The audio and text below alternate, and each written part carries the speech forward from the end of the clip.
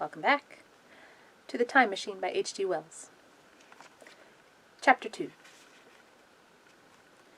I think that at that time none of us quite believed in the time machine. The fact is, the time traveler was one of those men who are too clever to be believed. You never felt that you saw all round him.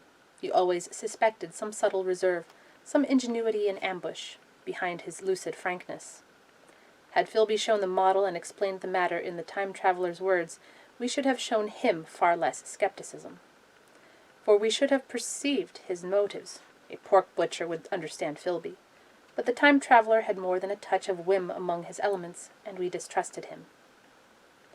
Things that would have made the fame of a less clever man seemed tricks in his hands. It is a mistake to do things too easily. The serious people who took him seriously never felt quite sure of his deportment. They were somehow aware that trusting their reputations for judgment with him was like furnishing a nursery with eggshell china. So I don't think any of us said very much about time traveling in the interval between that Thursday and the next, though its odd potentialities ran, no doubt, in most of our minds. Its plausibility, that is, its practical incredibleness, the curious possibilities of anachronism and of utter confusion it suggested. For my own part, I was particularly preoccupied with the trick of the model, that I remember discussing with the medical man whom I met on Friday at the Linnean. He said he had seen similar things at Tübingen, and laid considerable stress on the blowing out of the candle. But how the trick was done he could not explain. The next Thursday I went again to Richmond.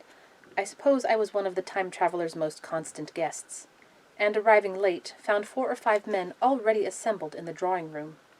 The medical man was standing before the fire with a sheet of paper in one hand, and his watch in the other. I looked round for the time traveller. "It's 7:30 now," said the medical man. "I suppose we'd better have dinner." "Where's—" said I, naming our host. "You've just come? It's rather odd. He's unavoidably detained. He asks me in this note to lead off with dinner at 7 if he's not back. Says he'll explain when he comes." "It seems a pity to let the dinner spoil," said the editor of a well-known daily paper, and thereupon the doctor rang the bell. The psychologist was the only person besides the doctor and myself who had attended the previous dinner. The other men were blank, the editor aforementioned, a certain journalist, and another, a quiet, shy man with a beard, whom I didn't know, and who, as far as my observation went, never opened his mouth all the evening. There was some speculation at the dinner table about the time traveller's absence, and I suggested time travelling in a half-jocular spirit. The editor wanted that explained to him, and the psychologist volunteered a wooden account of the ingenious paradox and trick we had witnessed that day week. He was in the midst of his exposition when the door from the corridor opened slowly and without noise. I was facing the door and saw it first. "Hullo," I said, "at last!" And the door opened wider, and the time traveller stood before us. I gave a cry of surprise. "Good heavens, man, what's the matter?" cried the medical man, who saw him next, and the whole tableful turned towards the door. He was in an amazing plight. His coat was dusty and dirty, and smeared with green down the sleeves. His hair disordered, and as it seemed to me grayer, either with dust and dirt, or because its colour had actually faded. His face was ghastly pale, his chin had a brown cut on it, a cut half-healed. His expression was haggard and drawn, as by intense suffering. For a moment he hesitated in the doorway, as if he had been dazzled by the light. Then he came into the room. He walked with just such a limp as I have seen in footsore tramps. We stared at him in silence, expecting him to speak. He said not a word, but came painfully to the table and made a motion towards the wine. The editor filled a glass of champagne and pushed it towards him. He drained it, and it seemed to do him good, for he looked round the table, and the ghost of his old smile flickered across his face. "What on earth have you been up to, man?" said the doctor. The time traveller did not seem to hear. "Don't let me disturb you," he said with a certain faltering articulation. "I'm all right." He stopped, held out his glass for more, and took it off at a draught. "That's good," he said. His eyes grew brighter, and a faint colour came into his cheeks. His glance flickered over our faces with a certain dull approval, and then went round the warm and comfortable room. Then he spoke again, still as it were feeling his way among his words. "I'm going to wash and dress, and then I'll come down and explain things. Save me some of that mutton. I'm starving for a bit of meat." He looked across at the editor, who was a rare visitor, and hoped he was all right. The editor began a question. "Tell you presently," said the time-traveler. "I'm funny. Be all right in a minute." He put down his glass and walked towards the staircase door. Again I remarked his lameness, and the soft padding sound of his footfall, and standing up in my place, I saw his feet as he went out. He had nothing on them but a pair of tattered blood-stained socks. Then the door closed upon him. I had half a mind to follow, till I remembered how he detested any fuss about himself. For a minute, perhaps my mind was wool-gathering. Then, "Remarkable behavior of an eminent scientist," I heard the editor say, thinking, after his wont, in headlines. And this brought my attention back to the bright dinner table. "What's the game?" said the journalist. "Has he been doing the amateur cadger? I don't follow." I met the eye of the psychologist and read my own interpretation in his face. I thought of the time-traveler limping painfully upstairs. I don't think anyone else had noticed his lameness. The first to recover completely from this surprise was the medical man, who rang the bell. The time-traveler hated to have servants waiting at dinner for a hot plate. At that, the editor turned to his knife and fork with a grunt, and the silent man followed suit. The dinner was resumed. Conversation was exclamatory for a little while, with gaps of wonderment, and then the editor got fervent in his curiosity. "Does our friend eke out his modest income with a crossing, or has he his Nebuchadnezzar phases?" he inquired. "I feel assured it's this business of the time machine," I said, and took up the psychologist's account of our previous meeting. The new guests were frankly incredulous. The editor raised objections. What was this time-traveling? A man couldn't cover himself with dust by rolling in a paradox, could he? And then, as the idea came home to him, he retorted to caricature. Hadn't they any clothes-brushes in the future?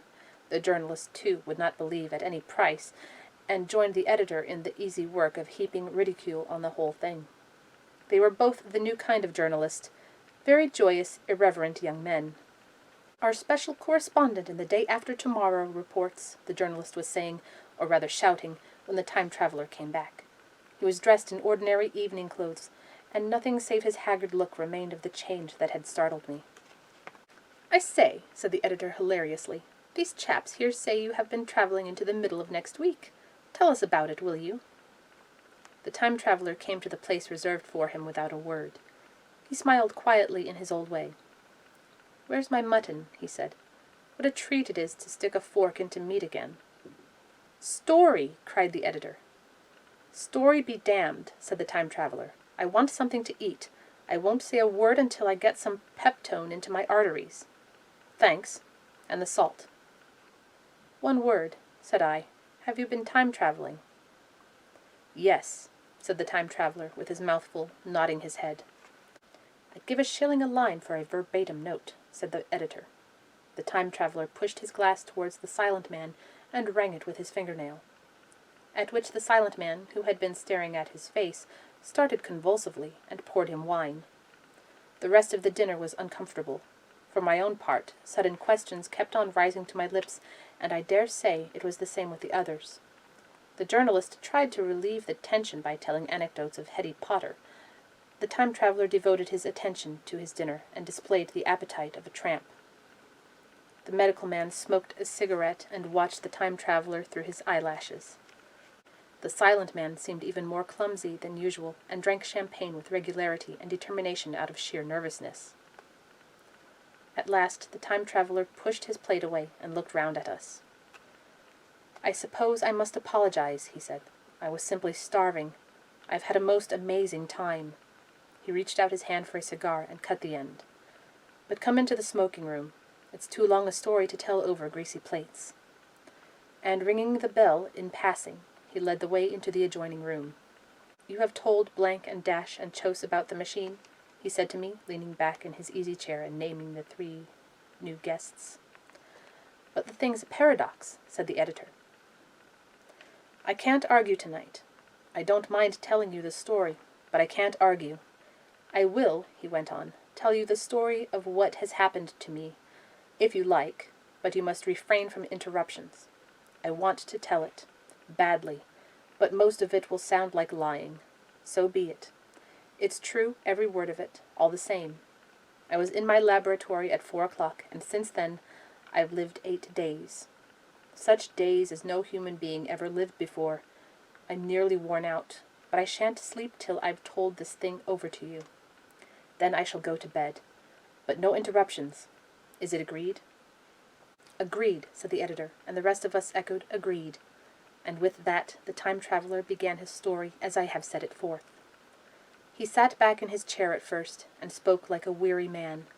Afterwards he got more animated.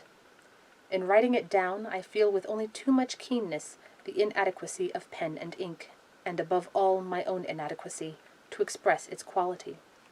You read, I will suppose, attentively enough, but you cannot see the speaker's white, sincere face in the bright circle of the little lamp, nor hear the intonation of his voice. You cannot know how his expression followed the turns of his story. Most of us hearers were in shadow, for the candles in the smoking room had not been lighted, and only the face of the journalist and the legs of the silent man from the knees downward were illuminated. At first we glanced now and again at each other. After a time we ceased to do that, and looked only at the time-traveller's face.